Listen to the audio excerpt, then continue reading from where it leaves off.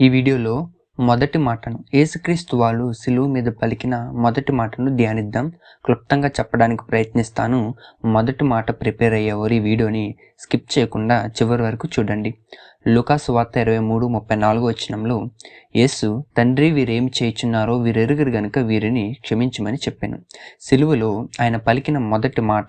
ఈ మాట పలకడానికి కారణం, ఆయన ఉద్దేశం ఏమిటి? దీని ద్వారా మనకు ఆయన ఇచ్చే సందేశం ఏమిటి? జాగ్రత్తగా గమనిద్దాం. ఈ మొదటి మాట ప్రార్థనతో కూడిన మాట. తండ్రి అని ఆయన దేవునికి ప్రార్థిస్తున్నాడు. ఈ మొదటి మాటను 3 భాగాలుగా ధ్యానిద్దాం. తండ్రి అనే మాటను వీరేమి చేయుచున్నారో వీరెరుగరు, దీన్ని 2వ భాగంగా ధ్యానిద్దాం. 3వదిగా వీరిని క్షమించుము అనే మాటలను ధ్యానిద్దాం. మొదటిగా తండ్రి అనే మాట పలకడానికి ఆయన ఉద్దేశం ఏమిటి? మత్తయి 5:44లో మీ శత్రువులను ప్రేమించుడి, మిమ్మల్ని హింసించు వారి కొరకు ప్రార్థన చేయడి. దేవుడు అన్సెల్ఫిష్ ప్రేయర్ చేస్తున్నాడు. యేసుక్రీస్తు వారు ఆయన కోసం ప్రార్థన చేయడం లేదు, ఆయనను హింసించుచున్న వారి కోసం ప్రార్థన చేస్తున్నారు.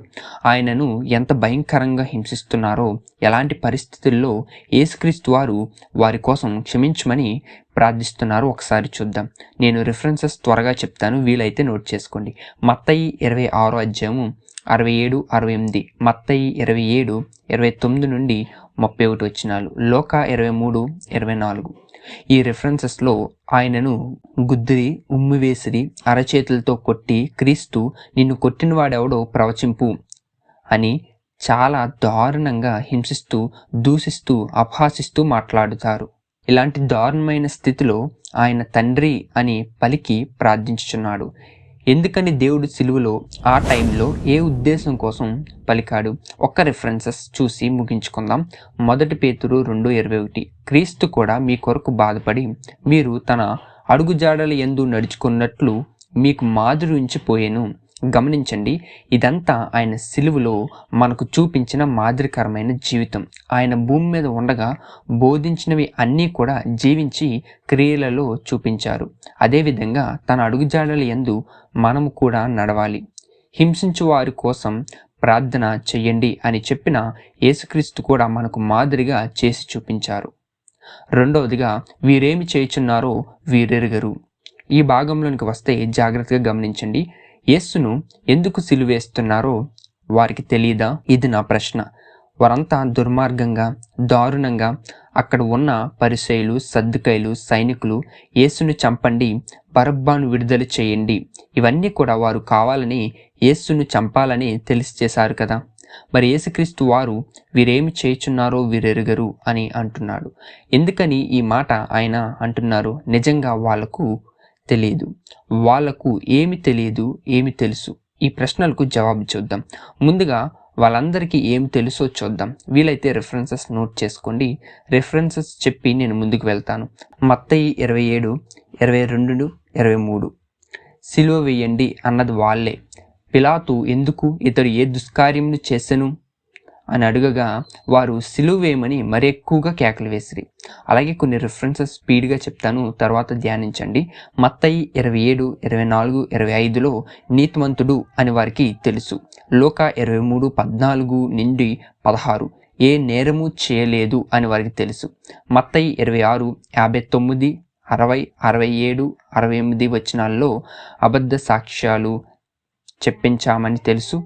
ముఖం మీద ఉమ్ము వేయడం, ఆయనను గుద్దడం, అరచేతులతో కొట్టడం అన్నీ తెలిసే చేశారు. మరి వాళ్ళందరూ ఏమి తెలియక చేశారు? యోహాను 1:29లో లోక పాపమును మోసుకొని పోవు దేవుని గొర్రెపిల్ల అని తెలియదు. లూకా 2:11లో దావీదు పట్టణమందు అంటే బెత్లెహేంలో ఆల్రెడీ రక్షకుడు పుట్టాడు అనే విషయం తెలియదు. మత్తయి 3:17 యేసు ప్రభులు వారు ప్రియమైన దేవుని కుమారుడని వారికి తెలియదు. మార్కు 10:45 అనేకులకు ప్రతిగా విమోచన క్రయధనముగా తన ప్రాణమును ఇచ్చుటకు వచ్చినని వారికి తెలియదు. ఇవన్నీ వాళ్ళందరికీ తెలియదు కాబట్టి వీరేం చేయుచున్నారో వీరెరుగురు అని అంటున్నారు. ఒకవేళ తెలుసుంటే యేసుక్రీస్తును వారు ఏమి చేస్తారో అపోస్తులుడైన పౌలు కొరింథీ సంఘమునకు చెప్పాడు. చూడండి, 1 కొరింథీ 2:8, అది లోకాధికారులలో ఎవనికిని తెలియదు, అది వారికి తెలిసి ఉండిన ఎడల మహిమా స్వరూపియగు ప్రభువును సిలువ వేయకపోయుందురు. చివరిగా వీరిని క్షమించుము అని మొదట మాట ప్రార్థనాపూర్వకంగా ముగించబడింది. క్షమించే గుణం యేసులో చూస్తున్నాము. క్షమించడం సులభమా? ఇలాంటి స్థితిలో ఉమ్ము వేయడం, అరచేతులతో గుద్దడం, దేవుని కుమారుడు అయితే సిలువ మీద నుండి కిందికి దిగు, వీడు ఇతరులను రక్షించును గాని తన్ను తాను రక్షించుకోలేడు, ఇలాంటి మాటలు మధ్య నలిగిపోతున్న ఎవరైనా క్షమించగలరా?